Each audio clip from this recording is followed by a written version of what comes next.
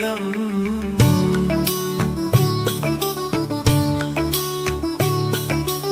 உங்களின் நலம் தேசத்தின் பலம் உங்களின்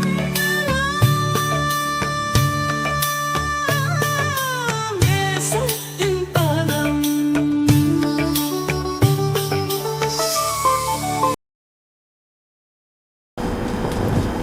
வணக்கம்.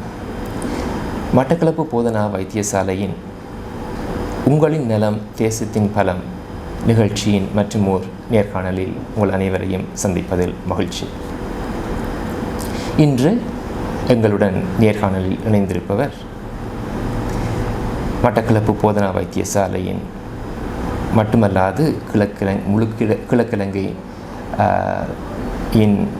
மிகவும் பிரபல்யமான மற்றும் ஒரு டிமாண்டிங்கான ஒரு ஸ்பெஷலிஸ்ட் கண் சிகிச்சை நிபுணர் டாக்டர் யசோதா ரமேஷ் அவர்கள். வணக்கம்.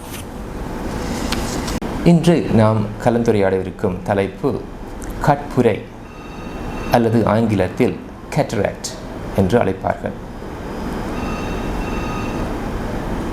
டாக்டர் யசோதா ரமேஷ் அவர்களே, கட்புரை என்றால் என்ன, அது எவ்வாறு மக்களுக்கு ஏற்படுகின்றது என்பது பற்றி குறிப்பிட முடியுமா? கண்புரை என்று சொன்னால் கண்ணில் எங்களுக்கு கண் வில்லை என்று ஒரு பகுதி இருக்குது. அந்த கண் வில்லை எங்களோட பார்வைக்கு மிகவும் முக்கியமானது. ஏனென்றால் எங்களோட அந்த ஒளி கதிர்கள் கண் வில்லை கூடாகத்தான் எங்களோட கண்ணண்ட விழித்திரையில் குவிக்கப்படுது. அந்த கண் வில்லை மிகவும் தெளிவாக இருந்தால் தான் எங்களுக்கு தெளிவான பார்வை இருக்கும். ஆனால் சில வேளைகளில் அந்த கண் வில்லைன்ற தெளிவுத்தன்மையை இழந்து அது ஒரு வெண்மை நிறம் அல்லது ஒரு பழுப்பு நிறம் அடையும். அந்த நேரங்களில் அதைத்தான் நாங்கள் கண்புரை என்று சொல்கிறது. அப்படியானவருக்கு கண்ணண்ட பார்வை தன்மை குறைந்து கொண்டு போகும். கண்புரை ஏற்படுறதுக்கு நிறைய காரணிகள் இருக்குது. இதன் முக்கியமான காரணி வயது போக போக எல்லாருக்குமே கண்புரை ஏற்படும். இதில் இருந்து வெறும் தப்ப முடியாது. ஏதோ ஒரு காலத்தில் அவைகளுக்கு கண்புரை ஏற்படத்தான் செய்யும். அதுதான் மிக முக்கிய காரணி. அதோடு நீங்கள் பார்த்தீங்கன்னு சொன்னால் இந்த வயது கண்புரை உலகத்திலேயே முதலாவது தவிர்க்கப்படக்கூடிய அல்லது சரி செய்யப்படக்கூடிய பிளைண்ட்னஸ் என்று சொல்கிறது. பார்வை குருட்டுத்தன்மைக்கு முக்கிய காரணம் கண்புரை நோய் தான். அப்போ இந்த வயது தான் மிக முக்கியமான காரணி. இதை தவிரவும் நிறையவும் காரணிகள் இருக்கின்றன கண்புரை ஏற்படுவதற்கு. அடுத்த காரணி உடம்பில் இருக்கிற சில நோய்கள். உதாரணத்துக்கு சொல்ல போனால் நீரிழிவு நோயை நாங்கள் குறிப்பிடலாம். நீரிழிவு நோயாளர்கள் மிக விரைவிலேயே அவைகளுக்கு கண்புரை ஏற்படுகிற இதுகள் ஏற்படும். உதாரணமாக அவர்களுடைய சீனி, அதாவது உடம்பில் இருக்கிற சீனின்ற அளவு சரியான முறையில் கண்ட்ரோல் பண்ண முடியாட்டி அவையில் கண்புரை ஏற்படுகிற சந்தர்ப்பங்கள் அதிகமாகவே இருக்குது. இது தவிரவும் சில வகையான மருந்துகள், உதாரணத்திற்கு ஸ்டீராய்ட்ஸ் என்று சொல்கிறது. ஸ்டீராய்ட்ஸ் மருந்து நீங்கள் ஒரு குளிசைகளாக இருக்கலாம், உட்கொள்கிற மருந்துகளாக இருக்கலாம், அல்லது அது அந்த அஸ்மா வருத்தத்துக்கு பாவிக்கிற இன்ஹேலர்ஸாக இருக்கலாம், அல்லது இது தவிர கண்ணுக்கு போடுற ஸ்டீராய்ட்ஸ் தொட்டு மருந்துகளாக இருக்கலாம். எதுவாக இருந்தாலும் ஸ்டீராய்ட் மருந்துகள் நீண்ட கால போக்கில் நாங்கள் தொடர்ந்து அதை பாவிக்கும் பொழுது கண்புரை ஏற்படுத்துகிற தன்மை கூடுதலாக இருக்குது. இதை தவிர ட்ரோமான்னு சொல்கிறது, கண்ணில் ஏற்படுற அடிகாயங்கள். அது சில வேளைகளில் கண்ணில் நேரடியாக குத்தி கண்ணில் காயத்தை ஏற்படுத்தி கண்புரையை ஏற்படுத்தலாம். அல்லது பிளண்ட் ட்ரோமான்னு சொல்லி ஒரு கடுமையான கண்ணில் விழுற அடி கூட கண்ணுண்ட வில்லையை கண்புரை ஏற்படுத்தலாம்.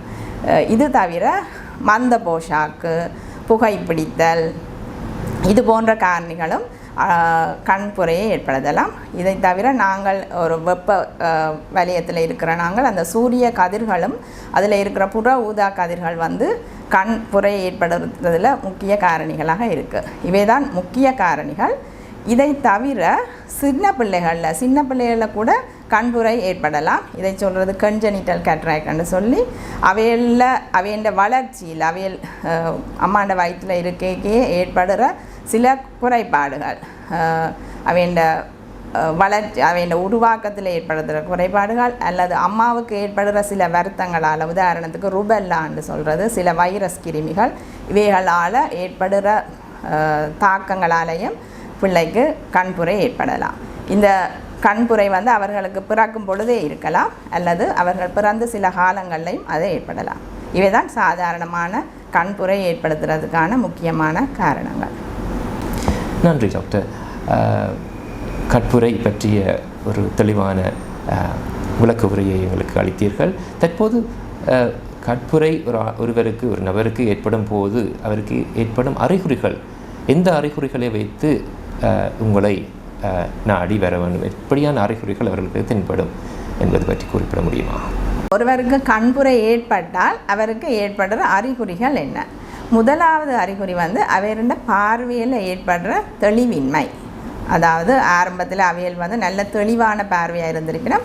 பிறகு ஒரு காலப்போக்கில், அது உடனடியாக ஒரு நாளில் 2 நாளில் ஏற்படாது, மாத கணக்கில் அல்லது சில வேளைகளில் வருட கணக்கில் அவையோட பார்வையில் வந்து கொஞ்சம் கொஞ்சமாக பார்வை தெளிவின்மை அடையும். அவையில் வந்து கண்ணாடி திருப்பி செக் பண்ண போனாலும் அந்த கண்ணாடி எத்தனை தரம் மாற்றினாலும் அந்த கண் பார்வை வந்து தெளிவாக தெரியாது அவைகளுக்கு.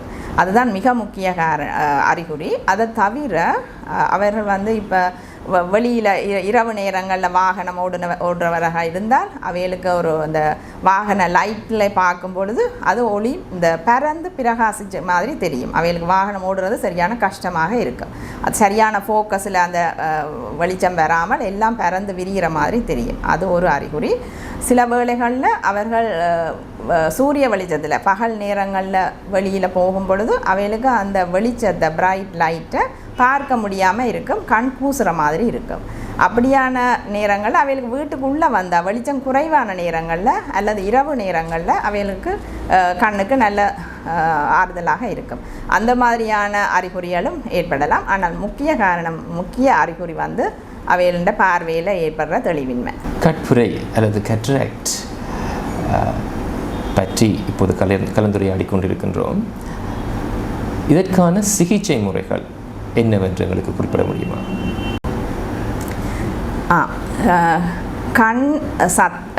கண்புரை அதாவது கண்புரை ஏற்பட்ட பிறகு இதற்கான ஒரே ஒரு சிகிச்சை முறை வந்து சத்திர சிகிச்சை மாத்திரம்தான்.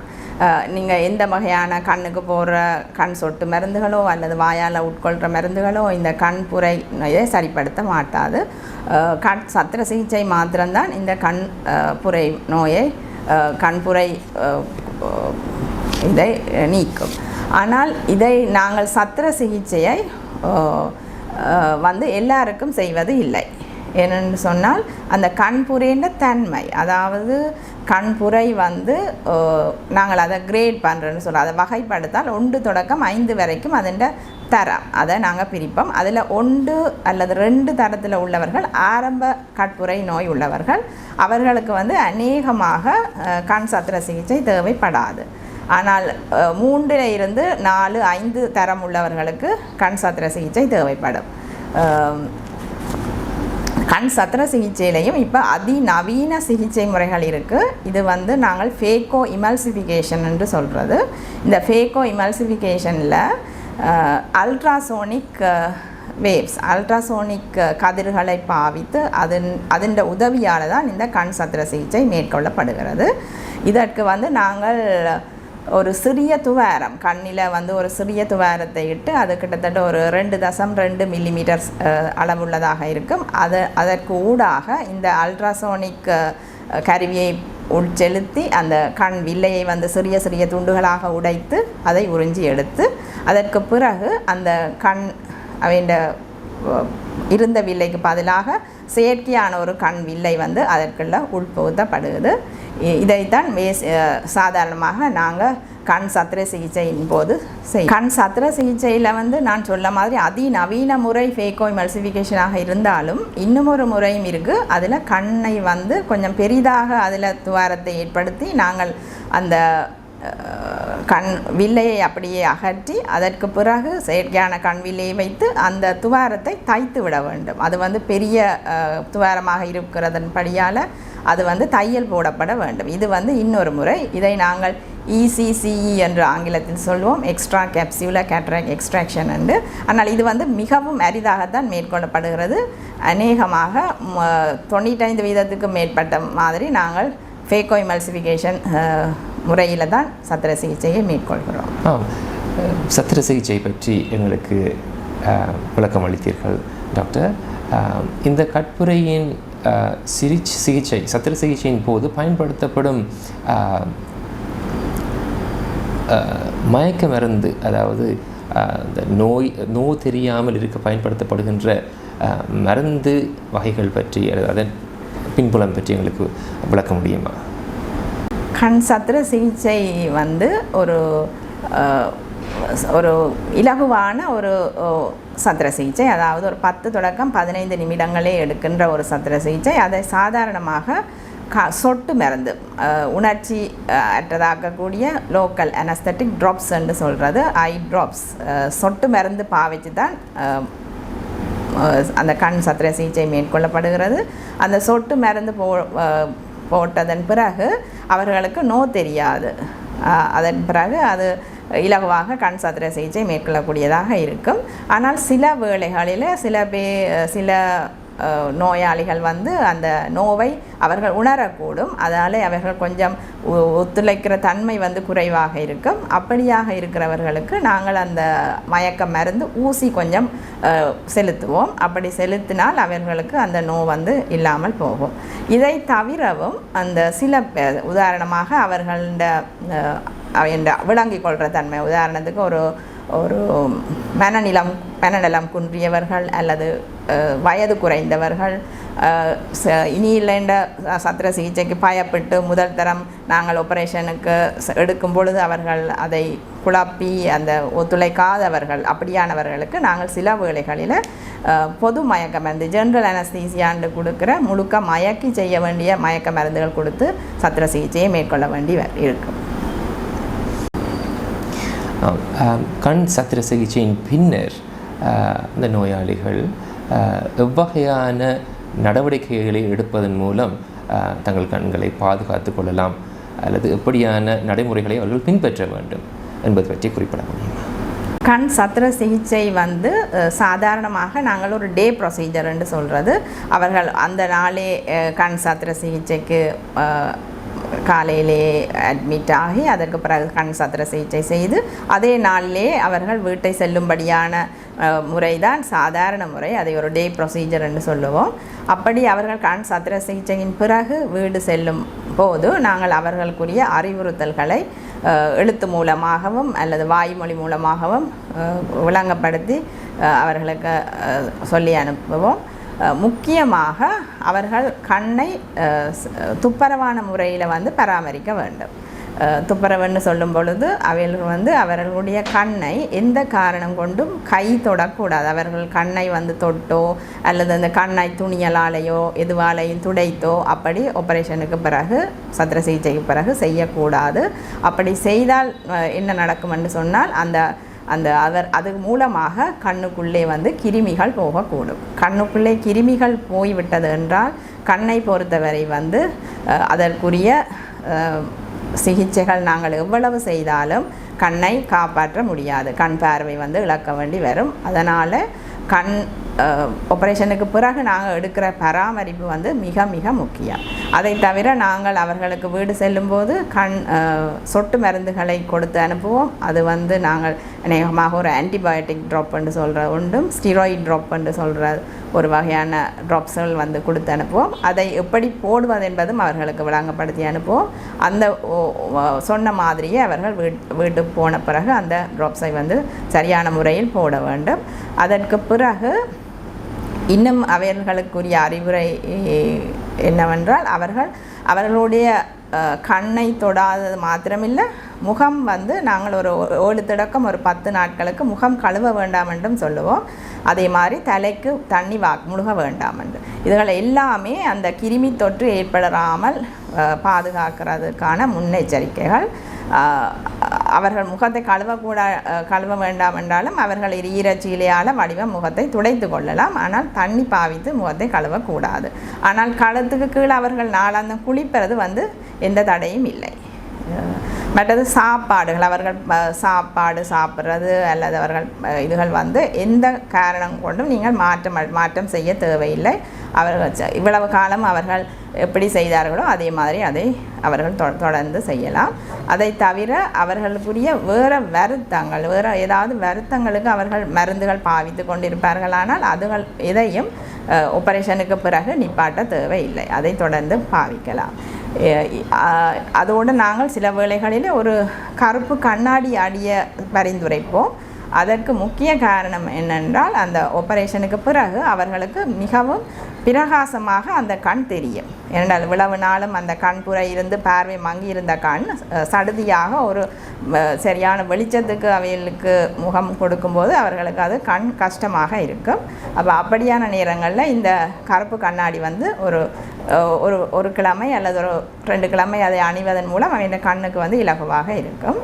இதை தவிரவும் அவர்கள் வந்து இப்போ டிவி பார்க்க வேணுமென்றாலும் அல்லது ஃபோன் பார்க்குறதுன்றாலும் அவைகளுக்கு கண்ணுக்கு எந்த கஷ்டமும் இல்லாட்டில் அதை நாங்கள் அனுமதிக்கலாம். அது அதற்கு தடை இல்லை.